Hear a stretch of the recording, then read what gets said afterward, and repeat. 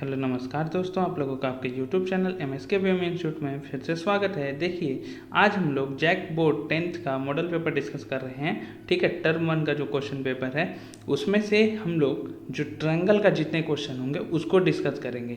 देखिए, सेट 1 से सेट 5 तक जितने भी क्वेश्चन हैं ट्रायंगल्स के, त्रिभुज जो चैप्टर है उन सारे क्वेश्चन को डिस्कस करेंगे। ठीक है, तो देखिए, इससे पहले यदि आप यहाँ पे नहीं देखें तो आपको लगातार जितने भी चैप्टर आ रहे हैं टर्म 1 में उनका सबका सेट का सॉल्यूशन मिल जाएगा आपको प्लेलिस्ट में। आप प्लेलिस्ट को देख सकते हैं और आपको आई बटन में भी वो प्लेलिस्ट मिल जाएगा, आप उस पर भी क्लिक करके उसे देख सकते हैं। ठीक है, तो जैसा कि आप लोगों को पता है कि जो टर्म 1 है वो 40 मार्क्स का है और 1.5 घंटे का टाइम दिया गया है और सारे क्वेश्चन क्या है, विकल्प वाले क्वेश्चन है, उसमें से कोई एक सही है। एक प्रश्न कितना है, 1 अंक है। ठीक है, गलत उत्तर होने पर कोई अंक नहीं काटे जाएंगे। तो देखिए, हम लोग आगे बढ़ते हैं। तो देखिए, पहला सेट में क्या बोलता है, सभी वृत्त होते हैं। सभी वृत्त क्या होते हैं यदि हम बात करें तो देखिए, ये भी एक वृत्त है और ये भी एक वृत्त है। तो दोनों वृत्त में क्या होगा, यदि हम देखें तो त्रिज्या दोनों का अलग अलग होगा। एक का मैं मान लेता हूँ R, एक का मान लेता हूँ मैं R1, दोनों का अलग अलग त्रिज्या। तो यहाँ पे सबसे पहला एक चीज़ समझना है यहाँ पे, जिसको हम लोग बोलते हैं समरूप आकृति का कॉन्सेप्ट। वैसे तो मैं पहले बता दूं कि सभी वृत्त क्या होंगे, समरूप होंगे। अब समरूप होता क्या है, सबसे पहले ये जान लीजिए, जिनका आकार सेम हो। समरूप किन्हें बोलते हैं, जिनका आकार समान हो। ठीक, आकार क्या हो, समान हो, लेकिन उनका जो अमाप है, अमाप मतलब उनका जो साइज है, देखिए ये छोटा है ये बड़ा है, अमाप जरूरी नहीं है कि वो सेम होंगे, अमाप समान ना हो। सर्वांगसम में क्या होता है, आप ध्यान दीजिएगा, दोनों चीज़ समान होता है। दोनों चीज़ क्या होता है, समान होता है। किसमें, सर्वांगसम में, आकार भी और अमाप भी, जिसे हम लोग शेप एंड साइज बोलते हैं। क्या बोलते हैं, शेप एंड साइज किसमें सेम होता है, सर्वांगसम में। और समरूप में क्या होता है, सिर्फ शेप समान होता है, साइज उसका समान नहीं होता है। तो अब देखिए, ये वृत्त और ये वृत्त, देखिए दो वृत्त दिख रहा है आपको, आकार सेम दिख रहा है, वृत्त बना हुआ है, लेकिन एक छोटा है और एक बड़ा है, तो दोनों का माप अलग अलग है। तो सभी वृत्त क्या होंगे, समरूप होंगे। तो ये चीज़ समझ में आना चाहिए आप लोग को। और यहाँ से एक चीज़ और समझ में आप लोग ध्यान में रखिए कि जितने भी सर्वांगसम आकृतियाँ होती है वो समरूप होती है। जितने भी सर्वांगसम आकृतियाँ होती है सभी के सभी क्या होती है, समरूप होती है। अब लिख लीजिए, सभी सर्वांगसम आकृतियाँ समरूप होती है, परंतु सभी समरूप आकृतियों का सर्वांगसम होना आवश्यक नहीं है। समरूप का जो साइन है मैं बता देता हूँ, समरूप का जो साइन है वो इस तरह से होता है, सिंपली इस तरह से। और जो सर्वांगसम का साइन है, पहले बराबर देने के बाद ऊपर में देना पड़ता है एक और इस तरह से। तो यह है सर्वांगसम का साइन। अब यहाँ पे एक चीज़ और ध्यान रखिए, वृत्त के साथ साथ कौन कौन समरूप होंगे हमेशा, सभी वृत्त के साथ आप ध्यान में रखिए, एक समबाहु त्रिभुज आने वाला है आपका, वो भी हमेशा क्या होगा, समरूप होगा। एक होगा आपका समबाहु त्रिभुज, और एक और लिख लीजिए जिसके हम लोग बोल सकते हैं वर्ग। जितने भी वर्ग होंगे वो भी क्या होंगे, समरूप होंगे। तो ध्यान में रखिएगा, वृत्त, समबाहु त्रिभुज और वर्ग सभी क्या होंगे, समरूप होंगे।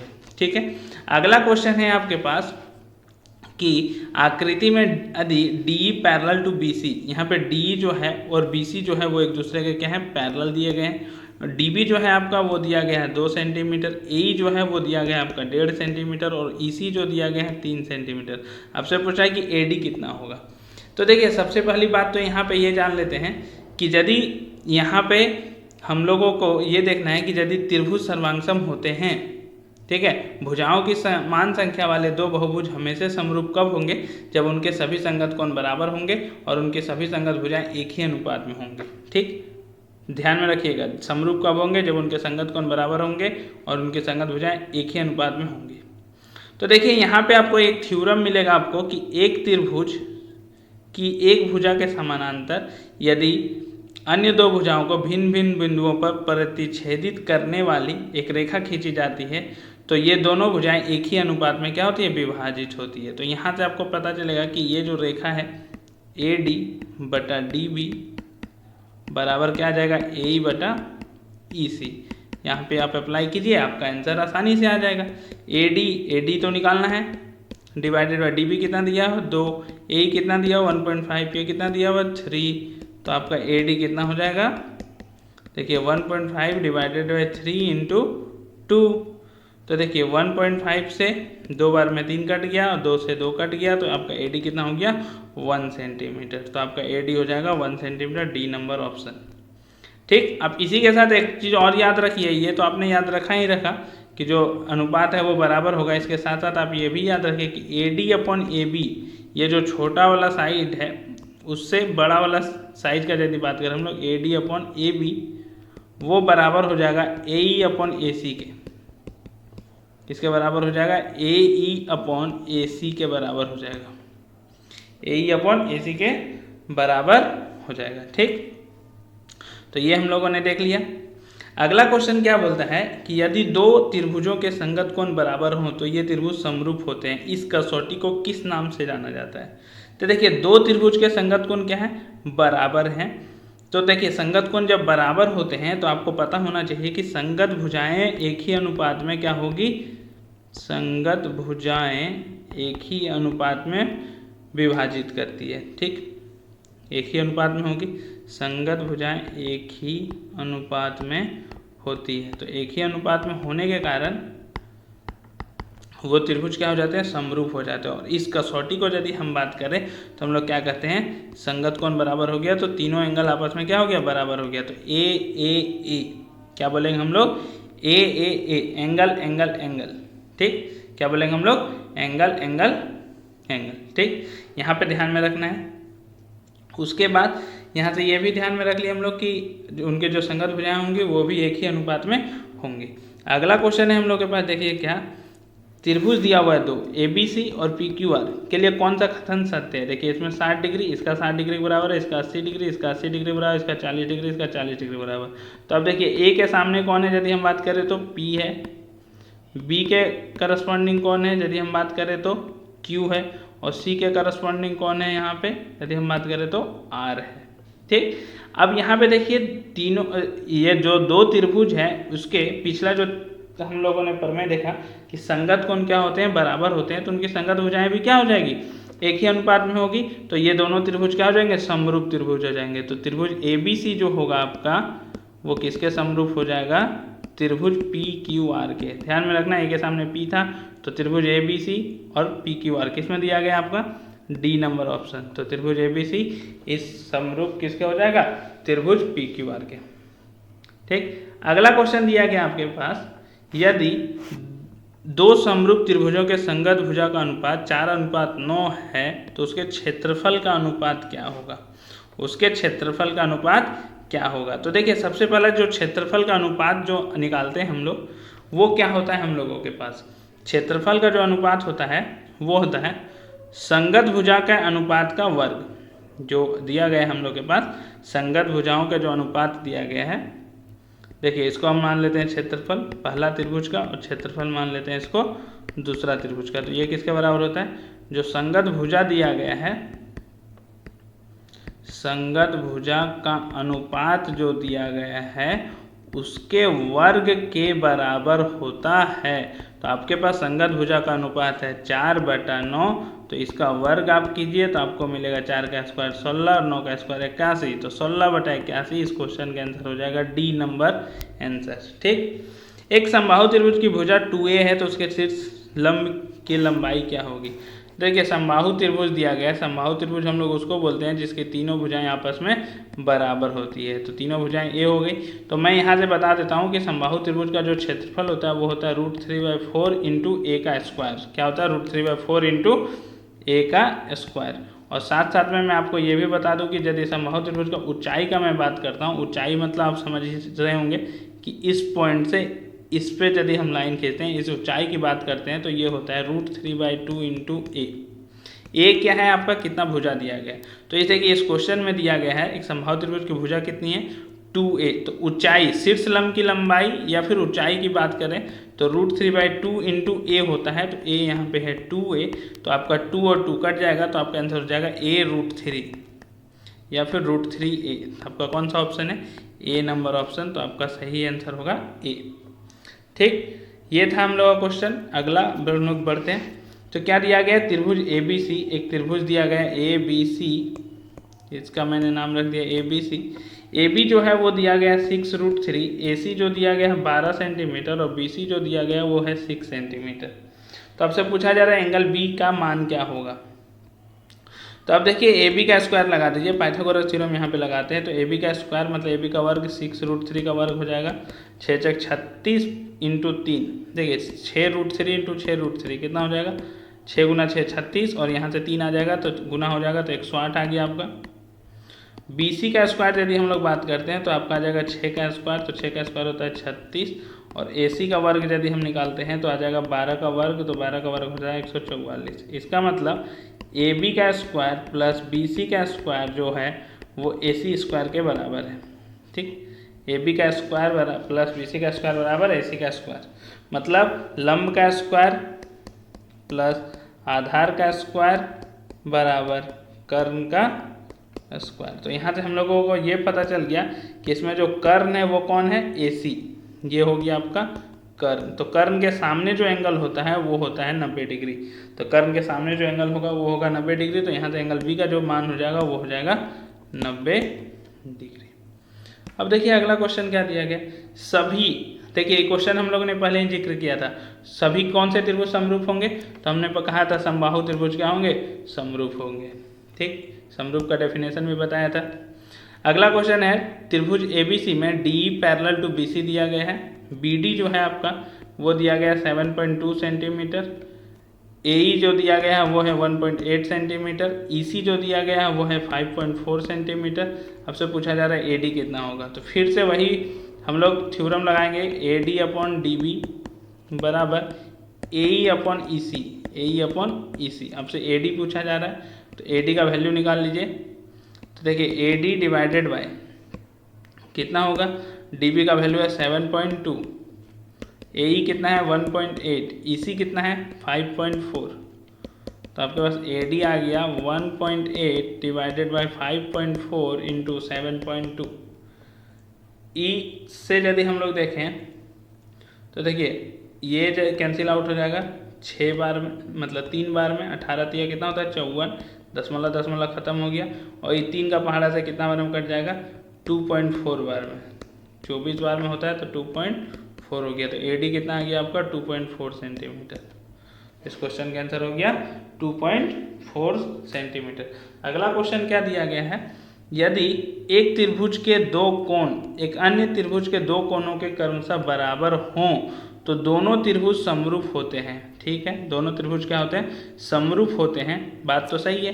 समरूपता की इसका कसौटी को किस नाम से जाना जाता है, तो इस कसौटी को हम लोग बोलते हैं AA। ऐसे यदि हम लोग देखेंगे तो तीनों कोण बराबर हो जाएंगे, क्योंकि दो कोण बराबर है तो त्रिभुज का तीनों कोण का सम 180 डिग्री होता है, तो तीसरा कोण भी बराबर हो जाएगा। तो हम लोग AAA भी बोल सकते हैं, एंगल एंगल एंगल, कोण कोण कोण, लेकिन यहाँ पे हम लोग का क्या हो जाएगा, एंगल और एंगल। अगला सा क्वेश्चन है, निम्न में से कौन त्रिभुजों की सर्वांग समता की कसौटी नहीं है। देखिए सर्वांग समता की बात आई तो यहाँ पे मैं समरूप का भी कंडीशन बता देता हूँ। एक कंडीशन तो हो गया समरूप का, दूसरा कंडीशन याद रखिए समरूप का SSS, और तीसरा कंडीशन आप याद रखिए समरूप का SAS। ये हुआ आपका समरूप का कंडीशन। अब हम लोग देखते हैं सर्वांगसम का कंडीशन। सर्वांगसम का 5 कंडीशन है।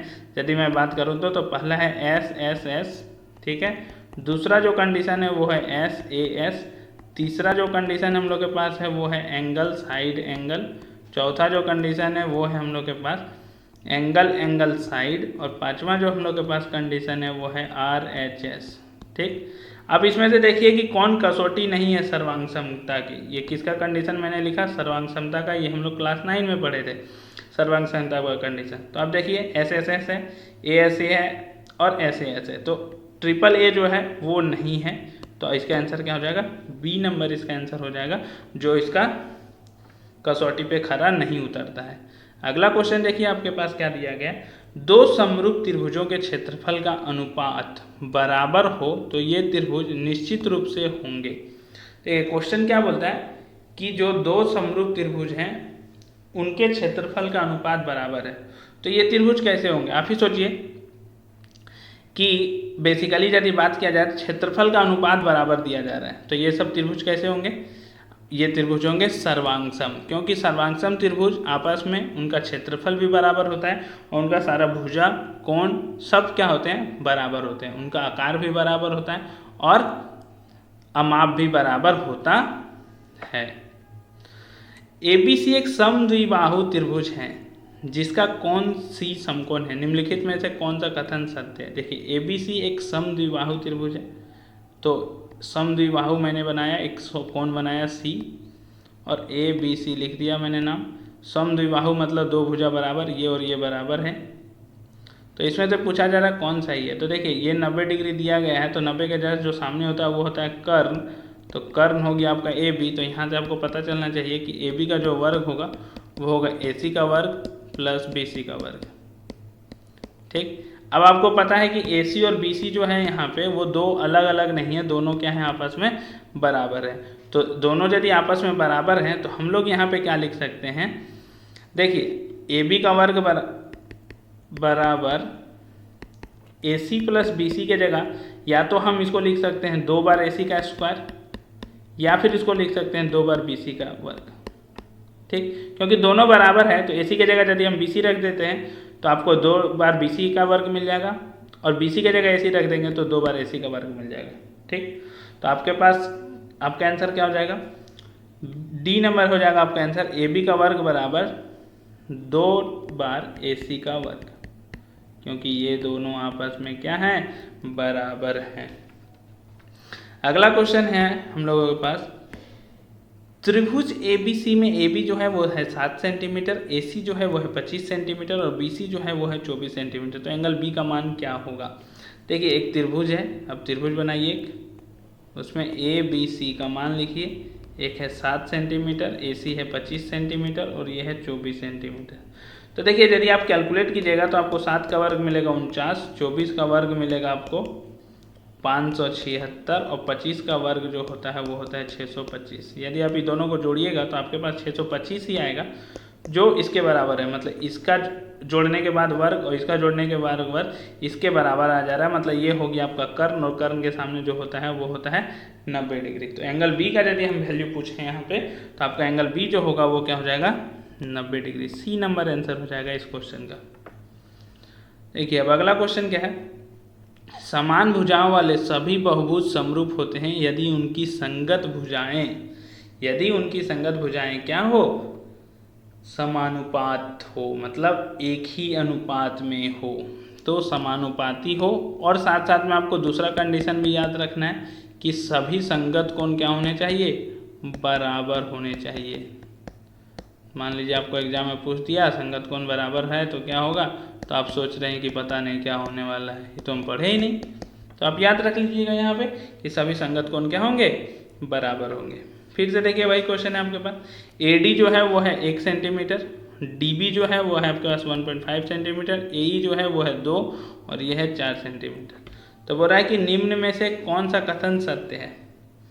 अभी देखिए हम लोगों ने देखा था कि यदि AD बटा DB और AE बटा EC ये कब होता है, जब D पैरेलल टू BC होता है। ये हमने देखा था कि D पैरेलल टू BC होगा तो ये कंडीशन होगा। अब यहाँ पे देखिए ये इसका 1.5 गुना है और ये यहाँ पे 2 गुना है, तो क्या इसका अनुपात कभी भी बराबर हो पाएगा, बराबर नहीं हो पाएगा। इसका मतलब कि D पैरेलल टू BC तो कभी नहीं हो पाएगा, D पैरेलल टू BC नहीं हो पाएगा। अब जब पूछा D बराबर BC है तो D बराबर BC भी नहीं होगा, D परपेंडिकुलर टू BC है, ये भी कंडीशन नहीं होगा। तो आपका क्या कंडीशन हो जाएगा, इनमें से कोई नहीं। समझ में आया क्या कहा हमने, कि इसमें जो इसका अनुपात है वो बराबर नहीं है, इसका मतलब वो पैरेलल नहीं है, वो उसके समानांतर नहीं है। तो इसलिए क्या होगा इसका आंसर, इनमें से कोई नहीं। अगला क्वेश्चन है आपके पास, समरूप त्रिभुजों की संगत भुजा, समरूप जितने भी समरूप त्रिभुज होंगे उनकी संगत भुजाएं क्या होगी, संगत भुजाएं हमेशा समानुपाती होगी। ठीक, ध्यान रखिएगा समरूप त्रिभुजों की संगत कोण बराबर होंगे। ये जो भुजा जब बोलेगा तो भुजा हमेशा समानुपाती होंगे। क्या होंगे, भुजा हमेशा समानुपाती होंगे। क्या बराबर होंगे, संगत कोण। ठीक है, याद रखिएगा संगत कोण बराबर होगा। अब देखिए अगला क्वेश्चन क्या बोलता है कि दो त्रिभुज दिया गया है और दो त्रिभुज को देखकर बताना है कि कौन सा कथन सत्य है। ठीक है, कौन सा कथन सत्य है। तो यहाँ पे आप यदि गौर करते हैं तो देखिए ये दिया गया है 80 डिग्री, ये 60 डिग्री, इसमें एंगल के बारे में नहीं दिया गया है। आप यहाँ पे देखिए ये 3.8 है और ये उसका डबल यहाँ पे दिया गया है, देखिए 7.6। यहाँ पे देखिए आप 3√3 है और ये इसका डबल दिया गया है 6√3। ये देखिए यहाँ पे 6 है और ये यहाँ पे क्या है, डबल दिया गया है। ठीक, तो आप यहाँ पे देखिए कि एस दो त्रिभुज के संगत भुजाएं एक ही अनुपात में है तो उनके संगत कोण भी क्या होंगे, बराबर हो जाएंगे। संगत कोण क्या हो जाएंगे, बराबर हो जाएंगे। ठीक, तो संगत कोण बराबर हो जाएंगे तो ऐसे हम इसको क्या बोल सकते हैं, समरूप बोल सकते हैं। तो समरूप तो बोल सकते हैं, लेकिन आप यहाँ पे ध्यान दीजिए कि कौन कौन सा पॉइंट मतलब ए बी सी जो है वो उसके सामने कौन होगा, पी क्यू आर होगा कि क्या होगा। तो देखिए अब 3.8 और 6√3 के बीच में आपका 80 डिग्री है, तो 7.6 और 6√3 यहाँ पे दिया गया, तो इसके बीच में ये जो एंगल होगा वो कितना होगा, 80 डिग्री हो जाएगा। 60 डिग्री दिया गया आपका 3.8 और 6 के बीच में, तो 7.6 और 12 के बीच में यहाँ पे हो जाएगा 60 डिग्री। ठीक, तो आप यहाँ से निकाल लीजिए कि जहाँ 80 डिग्री है वहाँ यहाँ पे ए है, तो और यहाँ पे क्या है, आर, तो ए हो गया आर। यहाँ पे बी जो है वो है 60 डिग्री, तो इधर बी की जगह हो गया क्यू, तो एक बचता है सी, सी की जगह क्या हो जाएगा, पी। तो ए बी सी जो है वो किसके सर्वांगसम हो जाएंगे, त्रिभुज ए बी सी सर्वांगसम हो जाएगा त्रिभुज आर क्यू पी के। तो बी नंबर ऑप्शन हो जाएगा आर क्यू पी। ठीक है, 29 नंबर क्वेश्चन क्या दिया गया है, देखिए मान लीजिए त्रिभुज ए बी सी और त्रिभुज डी ई एफ सर्वांगसम नहीं, मतलब समरूप त्रिभुज है। कैसे त्रिभुज है, समरूप त्रिभुज है। अब इनका क्षेत्रफल क्रमशः 64 सेंटीमीटर स्क्वायर और 121 सेंटीमीटर स्क्वायर दिया गया है, और ई एफ और 15.4, ई एफ देखिए 15.4, तो आपसे पूछा कि बी सी कितना होगा। तो आपको पता है कि त्रिभुज ए बी सी का जो क्षेत्रफल होगा, ठीक है, त्रिभुज ए बी सी का क्षेत्रफल और त्रिभुज डी ई एफ का जो क्षेत्रफल है, इसका जो अनुपात होता है वो क्या होता है, इनके संगत भुजा के अनुपात के वर्ग के बराबर। तो यहाँ पे संगत भुजा इसका मैं बी सी ले लेता हूँ और इसका जो संगत भुजा है वो ई एफ ले लेता हूँ, उसके वर्ग के बराबर है। तो इसका वर्ग तो दिया गया 64 और इसका दिया गया 121। इधर हो जाएगा आपका बी सी और इधर है ई एफ कितना है 15.4, इसका वर्ग। अब यहाँ पे आप देखिए मैं सॉल्व कर रहा हूँ, इधर वर्ग दिया गया है तो यही चीज़ जब इधर आ जाएगा तो क्या बन जाएगा, इसका वर्गमूल बन जाएगा। तो 64/121 का क्या हो जाएगा, वर्गमूल, और इधर हो जाएगा आपका BC/15.4। अब यहाँ पे यदि हम लोग देखेंगे तो 64 का वर्गमूल हो जाएगा 8 और 121 का हो जाएगा 11 बराबर BC/15.4। तो BC कितना हो गया, देखिए BC कितना हो गया, यदि हम देखें तो BC यहीं रहने देते हैं, 15.4 को उधर भेज देते हैं, तो 8/11 था, गुना हो गया 15.4। इसको आप सॉल्व कर लीजिए, ये आपका हो जाएगा आंसर। तो जब इसको हम लोग सॉल्व करते हैं तो देखिए कितना आएगा, यदि हम लोग सॉल्व करते हैं तो 8 गुना 15.4, तो 15.4 को 8 से गुना करते हैं, तो 8 से गुना करते हैं तो हो जाएगा 8 32 के 2 हाथ में 3 5 8 40 और 3 43 43 के 3 हाथ में 4 8 4 12 123.2 डिवाइडेड बाय 11। तो आप इसको जब डिवाइड दीजिएगा तो 11 गुना 11 क्या होता है 121। आपको याद होगा 11 गुना 11 कितना होता है 121, मतलब 11 पॉइंट समथिंग आने वाला है। और 11 पॉइंट समथिंग कौन सा आंसर दिया हुआ है, ये नंबर ऑप्शन। आप भागा दे लीजिएगा तो आपका हो जाएगा 11.2 सेंटीमीटर आ जाएगा आपका आंसर। ठीक है, कितना आंसर आ जाएगा आपका 11.2 सेंटीमीटर। देखिए अगला क्वेश्चन क्या बोलता है, ये समझ लिया हम लोग, ये तो सेम क्वेश्चन है, तो इसको हम लोगों ने सॉल्व कर लिया है पीछे। अगले क्वेश्चन की ओर आगे बढ़ते हैं। तो देखिए क्या क्वेश्चन है, मान, ये भी हम लोगों ने देख लिया था 11.2 सेंटीमीटर आया।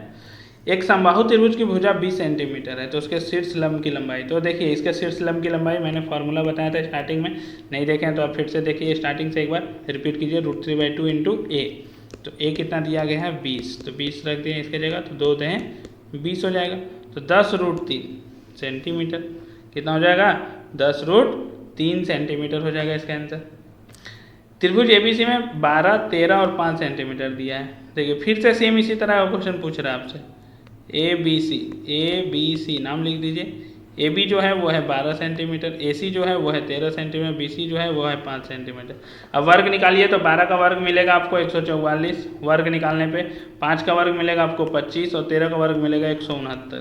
तो जब 144 और आप 25 को जोड़िएगा तो आपको 169 मिलेगा, मतलब इसके जस्ट सामने जो होगा वो क्या होगा, 90 डिग्री होगा। ठीक है, वो कर्ण होगा और उसके सामने जो होगा वो क्या होगा, 90 डिग्री होगा। तो एंगल बी जो होगा वो कितना हो जाएगा, 90 डिग्री आपका। ठीक, अगले क्वेश्चन की ओर आगे बढ़ते हैं। तो देखिए अगला क्वेश्चन क्या दिया गया है, त्रिभुज एबीसी और पीक्यूआर के लिए कौन सा कथन सत्य है।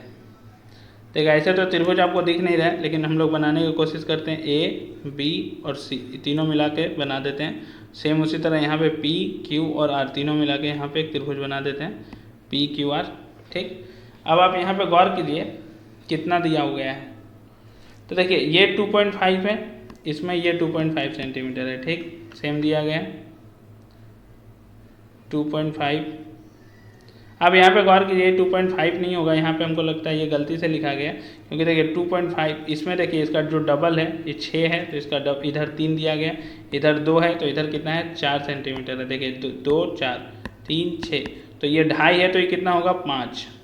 यदि हम देखें तो 2.5 होगा तो कितना हो जाएगा 5, ये 2.5 नहीं होगा, ये मिसप्रिंट हुआ है, तो 2.5 है तो कितना हो जाएगा 5। तो आप यहाँ पे देख सकते हैं कि तीनों जो संगत भुजा हैं उनका अनुपात क्या हो जा रहा है, सेम हो जा रहा है, सेम हो जा रहा है। तो यहाँ पे आपको देखना पड़ेगा कि नाम किस तरह से हम लोग देखेंगे। तो देखिए इधर 3 और 2 के बीच में है P, और इधर 6 और 4 के बीच में जो है उसका नाम है A, तो A के सामने कौन हो गया P। B को कैसे पता करेंगे, तो देखिए 4 और 5 के बीच में, तो इधर देखिए 2 और 2.5 के बीच में क्या है R, तो B के जगह हो गया आपका R। और C के बारे में यदि हम लोग को पता करना हो तो देखिए C 6 और 5 के बीच में है, तो यहाँ पे 3 और 2.5 के बीच में है आपका Q। तो त्रिभुज ABC जो होगा वो किसके समरूप हो जाएगा, तो वो होगा हम लोगों का त्रिभुज PRQ। देखिए त्रिभुज ABC समरूप हो जाएगा PRQ के, तो आपका आंसर हो जाएगा C। इस क्वेश्चन में पूरा तरह से प्रिंट तो नहीं है, लेकिन फिर भी आप समझ के इसको बना सकते हैं। निम्न में से कौन सी आकृति समरूप नहीं है। देखिए समरूप नहीं है, पहले मैंने बताया था कि वृत्त समरूप होते हैं, वर्ग भी होते हैं और समबाहु त्रिभुज भी होते हैं, तो कौन नहीं होंगे, समद्विबाहु त्रिभुज। तो इसका आंसर क्या हो जाएगा B। अब आगे जो इस क्वेश्चन है इसमें तो दिया नहीं है, आप इसमें यूज कर सकते हैं। देखिए ये उसी तरह का क्वेश्चन है, पूरा तो नहीं है, जिस तरह हम लोगों ने सॉल्व किया था ABC, फिर हम लोगों ने देखा था D और E, और D पैरेलल टू BC था, उसमें AD कितना दिया गया 3 सेंटीमीटर, BD कितना दिया गया है, यदि हम लोग बात करें तो BD है आपके पास 1.5, EC जो है वो है आपके पास 1, तो आपसे पूछा AE कितना होगा, तो हम लोग लगाएंगे AD/DB बराबर AE/EC।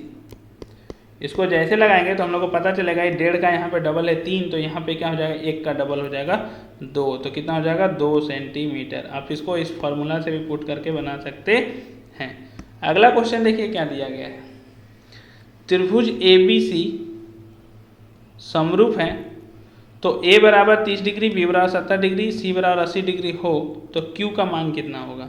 देखिए A के समरूप कौन है P, B के समरूप कौन है R, मतलब संगत कौन बराबर है, तो C के Q। तो Q का मान पूछा है, तो Q किसके बराबर होगा C के बराबर, तो C कितना डिग्री दिया गया 80 डिग्री, तो C कितना हो जाएगा 80 डिग्री हो जाएगा आपका, C नंबर ऑप्शन हो जाएगा आपका। सेम इसी तरह क्वेश्चन यहाँ पे है, क्या बोलता है कि त्रिभुज ABC और त्रिभुज BD, देखिए यहाँ दिया तो नहीं है लेकिन त्रिभुज मिट गया, त्रिभुज ABC, इसका मैं डायग्राम बनाता हूँ। देखिए यहाँ पे त्रिभुज ABC एक त्रिभुज है और एक दूसरा त्रिभुज है त्रिभुज BDE। तो देखिए BDE समबाहु त्रिभुज है, दोनों D भुजा BC का मध्य बिंदु है, D यहाँ पे है BC का मध्य बिंदु है, और यहाँ से एक त्रिभुज मैंने बना दिया जिसका नाम रख दिया BDE। ठीक। अब यहाँ पे आप गौर कीजिए, इसमें क्या बोलता है कि भी समबाहु त्रिभुज है और ऊपर वाला भी क्या है, समबाहु त्रिभुज है। ठीक, ऊपर वाला भी समबाहु त्रिभुज, समबाहु त्रिभुज मतलब दोनों बराबर होंगे। इनका अनुपात पूछा जा रहा है आपसे। देखिए किसका अनुपात पूछा जा रहा है, त्रिभुज ए बी सी का क्षेत्रफल और त्रिभुज बी डी ई का क्षेत्रफल का अनुपात पूछा जा रहा है। तो जैसा कि आपको पता है कि ये दोनों समबाहु त्रिभुज हैं, तो दोनों समबाहु त्रिभुज क्या होंगे, समरूप होंगे।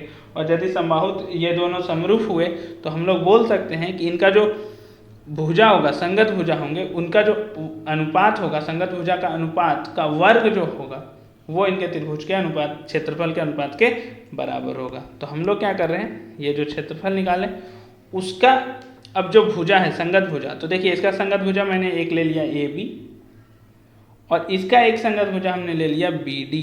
ठीक है, इस छोटे त्रिभुज का, बड़े का हो गया ए बी और नीचे का हो गया बी डी, उसका वर्ग हो जाएगा। तो A B by B D का वर्ग, अब देखिए ए बी यहीं पे है और बी डी यहाँ पे है।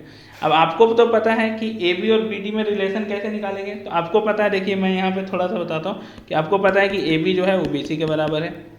ठीक, समबाहु त्रिभुज है तो ए बी बी सी के बराबर है। और बी सी जो है वो ट्वाइस ऑफ बी डी है, क्योंकि क्या बोला है यहाँ पे, डी जो है वो बी सी का मध्य बिंदु है, तो बी सी जो है वो है twice of B D, twice of B D. मतलब एक तरह से आप ए बी को क्या बोल रहे हैं, ट्वाइस ऑफ बी डी बोल रहे हैं। ए बी जो है वो बी डी का डबल है, ए बी जो है वो बी डी का डबल है। तो ए बी के जगह हम क्या रख सकते हैं, देखिए ट्वाइस ऑफ बी डी और नीचे में है आपका बी डी और इसका वर्ग करेंगे तो बी डी और बी डी कट जाएगा, तो 2 का वर्ग हो जाएगा 4 और नीचे बच जाएगा 1, तो 4:1 इसका आंसर हो जाएगा। सी नंबर इसका आंसर हो जाएगा आपका।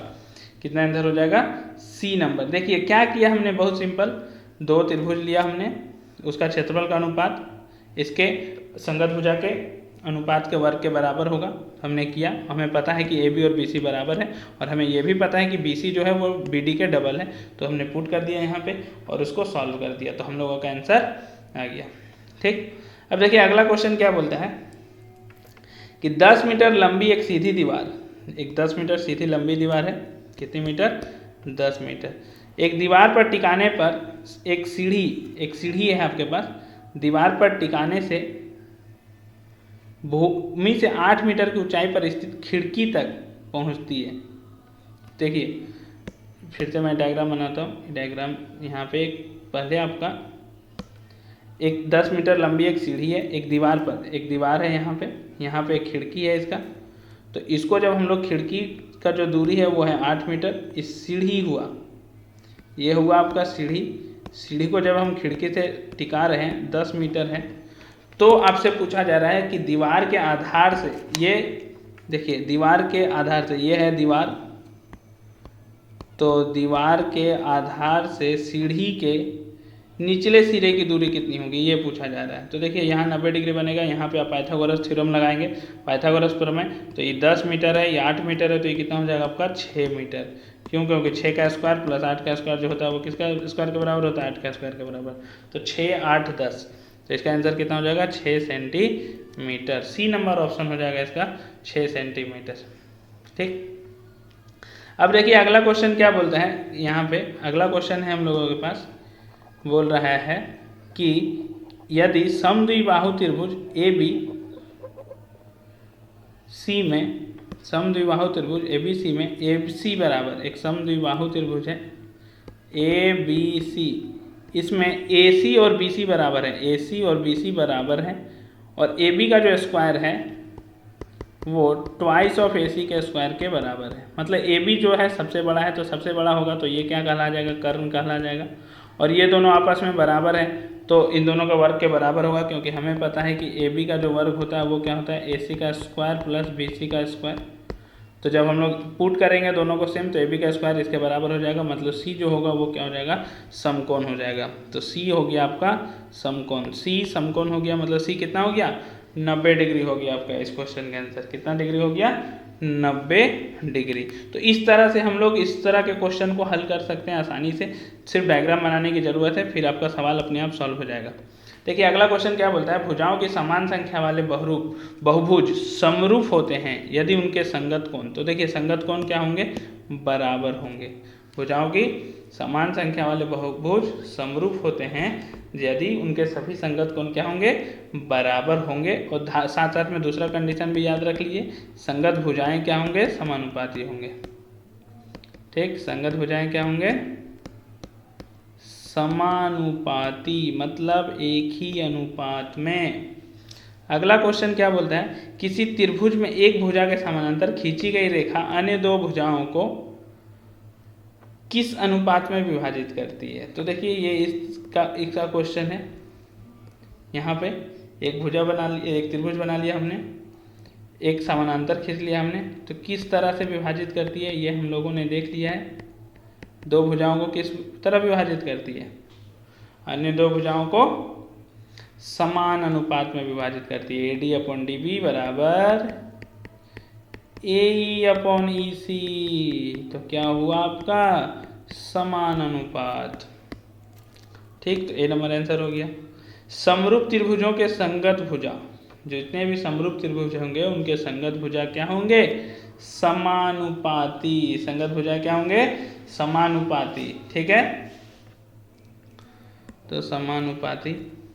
ठीक, अगला क्वेश्चन क्या है, निम्न में से कौन समरूपता की कसौटी नहीं है। निम्न में से कौन समरूपता की कसौटी नहीं है। तो समरूपता की कसौटी की यदि हम लोग बात करें तो एंगल है, SAS भी है, साइड भी है। ठीक, यहाँ पे आप ध्यान दीजिए, ये 3 है हम लोग के पास, तो कौन नहीं है, D। तो इसका आंसर क्या हो जाएगा, D हो जाएगा आपका राइट आंसर। कौन सा आंसर हो जाएगा, D। ठीक, ये तीनों समरूपता की कंडीशन है, तो कौन नहीं है बोल रहा है।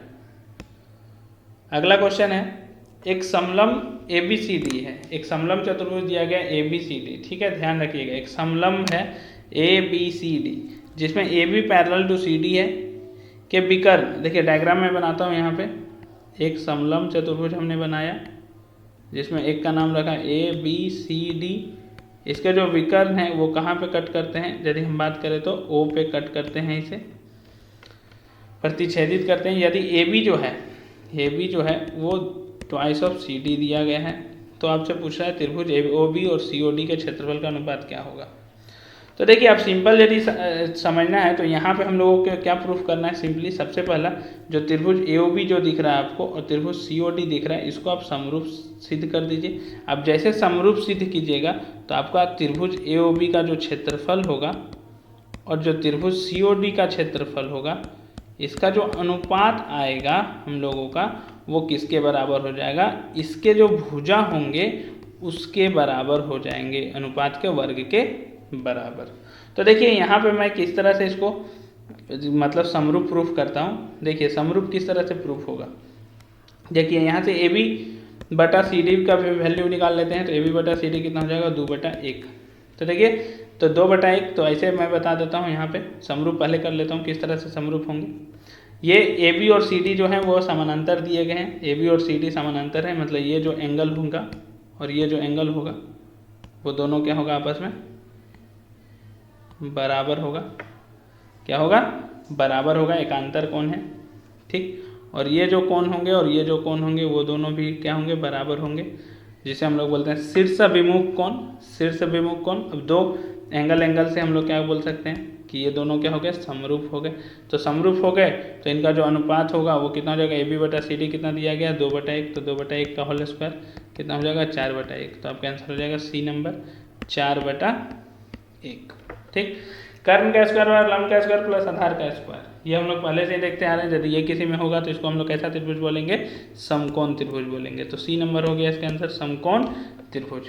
यदि समकोण त्रिभुज में आधार तथा लंब की लंबाई 5 सेंटीमीटर और 12 सेंटीमीटर दिया गया है तो कर्ण की लंबाई, देखिए इसी फॉर्मूला आप पुट कीजिए। तो 5 का स्क्वायर प्लस 12 का स्क्वायर तो किसके बराबर आ जाएगा, 13 का स्क्वायर के बराबर। तो कर्ण की लंबाई हो जाएगा आपका 13। D नंबर आपका सही आंसर हो जाएगा। ठीक है, तो इस तरह से त्रिभुज के हमने यहाँ पे सारे क्वेश्चन कर लिए। आपको ये वीडियो कैसा लगा आप हमें कमेंट के माध्यम से बता सकते हैं। और हाँ, ध्यान रखिए कि यदि आपने प्रीवियस चैप्टर का नहीं देखा है सेट का क्वेश्चन टर्म 1 का, तो उसे भी जाकर जरूर देखें, आपको बहुत बेनिफिट मिलने वाला है और आपके 40 में 40 मार्क्स लाने के जो चांसेस है वो क्या होंगे, बढ़ जाएंगे। ठीक है, इसे अपने दोस्तों को ज़्यादा से ज़्यादा शेयर करें, लाइक करना ना भूलें वीडियो को, और आपको ये वीडियो कैसा लगा उसे कमेंट करें, और यदि चैनल में नए हैं तो सब्सक्राइब करना भी ना भूलें। धन्यवाद, फिर मिलेंगे हम लोग अगले वीडियो।